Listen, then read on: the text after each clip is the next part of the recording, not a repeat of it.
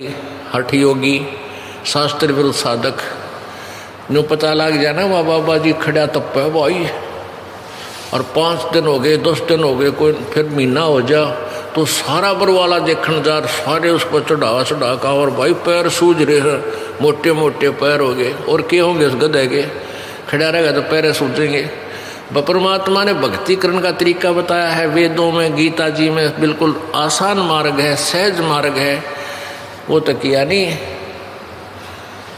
तो उस पर आसक्त हो जाए, किसी को कह दे भाई बैठ कर भजन कर ले, यू नाम है, ये मंत्र हम जो आपको बताते सबसे आसान, यू ना बने और न्यू के पेट पलनिया जाऊंगा और कावड़ जाऊंगा, फुदड़ फुदड़ पैदल जाकर पैदल कितना डले डुआले डोलेगा, पर बैठ कर मंत्र 2 माला कर दें अंगड़ाई टूटर लग जाए, चल लगे तो घूम का वहाँ। अब घूम आप घूमने पर हो गया अपने पाछे, फिर कौन बैठने देगा।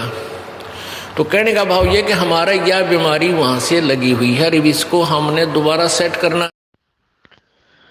सच्चाई भगत जी, देखो कोई कितनी भी कोशिश कर ले भगत जी, परमात्मा के इन सत्संगों का मतलब कुछ और है, और जबरदस्ती अगर इस भक्ति साधना के साथ में जोड़ोगे, जो सत्सेवक भाई बहनों से परमात्मा करवा रहे हैं आदर सत्कार के लिए खड़े होके, भगत जी कभी भी फिट नहीं होगी। परमात्मा कहते हैं हाथी के कपड़े जोटे हुए फिट नहीं होते।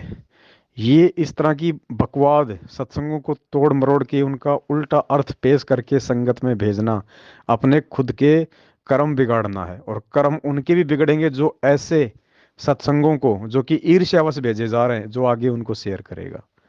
बाकी आपकी अपनी सोच और समझ पे है भगत जी। ये परमात्मा का मार्ग है, जो मालिक ने करवाना है वो होके रहेगा, किसी का बाप नहीं रोक पाएगा। इस सत्संग में परमात्मा जी का ये कहना कि बैठ के शांति से मंत्र आरती कर ले, यहाँ परमात्मा के कहने का आशय है कि शांति से। और दूसरी तरफ जो परमेश्वर कह रहे हैं कि खड़े होकर साधना कर रहा है, उसके पैर सूज रहे हैं इतने मोटे मोटे, तो गधे के पैर ही सूजेंगे और क्या होगा। वहां परमेश्वर आडंबर पाखंड और तपस्या के विरुद्ध बात कह रहे हैं खड़े होके, पाखंड और आडंबर के विषय में। अरे आप लोग मार्केट में जाते हो, आपका 2 घंटे का सफर है, बस में चल रहे हो, आपको सीट नहीं मिल रही है, 2 घंटे आप खड़े नहीं रहते, खड़े रहते हो ना, तो क्या आप उस गधे की श्रेणी में आ गए जो गुरुजी सत्संग में बता रहे हैं? क्या आपके पैर सूज गए 2 घंटे में? यहाँ परमेश्वर उन लोगों के लिए संकेत कर रहे हैं जो 1-1 महीने 6-6 महीने खड़े होके हठ योग करते हैं, तपस्या करते हैं, घोर तपस्या करते हैं परमेश्वर के जो है विधान के खिलाफ। वहां परमात्मा उनके लिए संकेत कर रहे हैं। अब इन चीजों को, इन सत्संगों को ईर्ष्यावश तोड़ मरोड़ करके, क्योंकि जब जब से परमात्मा ने अपने सत्सेवक बच्चों में प्रेरणा करके और आरतियों का जो विधान है परमेश्वर के लिए, अगर हमने उनको परमेश्वर मान लिया, समझ लिया, तो वो आदर भाव से खड़ा होके ही करेगा, चाहे वो कितनी लंबी क्यों ना हो। जब से परमात्मा के बच्चों ने उनके विधान को फॉलो करते हुए इस चीज का अनुसरण किया है, तब से कुछ राग द्वेष और ईर्ष्या की आग में एडी से चोटी तक जल चुके हमारे भगत भाई बहन गुरुजी के सत्संग तो सुन रहे हैं, पहले से ज्यादा सुनने शुरू कर दिए, लेकिन वो सत्संग सुन किस भाव से रहे कि गुरुजी उस सत्संग में ये खड़े होके या फिर बैठ के भक्ति करने का कोई पॉइंट मिल जाए, कोई पॉइंट मिल जाए जिसमें गुरुजी ये कह रहे हो कि खड़े होके करना है, बैठ के करना है। बस उनको तो बैठा हुआ शब्द जहां भी मिल गया ना, उसी को पकड़ लेंगे, चाहे वो किसी भी प्रसंग में बोल रहा हो परमात्मा ने, बस उस बैठे हुए शब्द को पकड़ के तुरंत संगत में ठोक देंगे। देखो देखो गुरुजी तो बैठ के आरती करने के लिए कह रहे हैं, गुरुजी तो बैठ के मंत्र करने के लिए कह रहे हैं। अरे नालायको, उस चीज को समझो तो सही, परमात्मा किस प्रसंग में क्या चीज बोल रहे हैं। लेकिन इतनी बुद्धि तो काल ने दी नहीं ना। तो भाई ऐसे सत्संगों को, क्योंकि सत्संगों को भेजने से भी कर्म फूटते हैं। कौन से सत्संगों को? जो इस प्रकार के सत्संग, जो राग द्वेष और ईर्ष्या से ग्रस्त होके, जो भगत समाज को भ्रमित करने के लिए, उनके मन में बेवजह शंका पैदा करने के लिए जो आगे फॉरवर्ड किए जा रहे हैं। भगत जी, ये सत्संग तो हम भगत भी सुनते हैं, लेकिन हम सुनते हैं अपने आत्म कल्याण के लिए। और सत्संग हमसे ज्यादा रोजाना साधना टीवी वाला भी सुनता है, रोज सुनता है वो गुरु जी का 1 घंटे का जो सत्संग आता है ना, साधना टीवी पे जो टेलीकास्ट किया जाता है ना, तो वो रोज सुनते हैं, क्योंकि उनकी तो ड्यूटी है। हम भगत तो चलो फिर भी कभी कभार ना सुने, लेकिन वो टीवी चैनल वाला तो रोज 1 घंटे का सत्संग सुनता है गुरु जी का। तो क्या वो भगत बन गया? क्या उसको तत्व ज्ञान समझ में आ गया? नहीं। क्यों नहीं आया?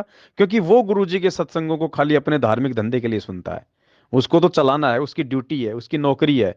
वो आत्म कल्याण के लिए नहीं सुनता, वो अपनी नौकरी समझ के सुनता है कि कहीं बीच में बंद ना हो जाए, बीच में कोई मिस्टेक ना हो जाए। और हम सत्संग सुनते हैं अपने आत्म कल्याण के लिए, कुछ सीखने के लिए। तो भाई जिस प्रकार सत्संग सुनने के भी मतलब अलग अलग हैं, उसी प्रकार गुरु जी के सत्संग भेजने के मतलब भी अलग अलग हैं। तो सत्संग भेजने से भगत जी कर्म भी फूटते हैं, और सत्संग भेजने से भगत जी कर्म भी बनते हैं। तो ये अध्यात्म है।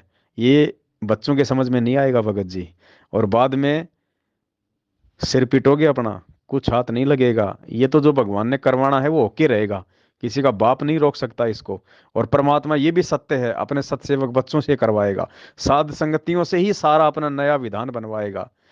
मालिक ने कहा था ना कि उस संत ये जो भविष्यवाणी हो रखी हैं कि उसका एक संविधान होगा, उसका एक विधान होगा। तो आज से पहले तो ये बिगड़ा हुआ विधान और था ही ये संविधान।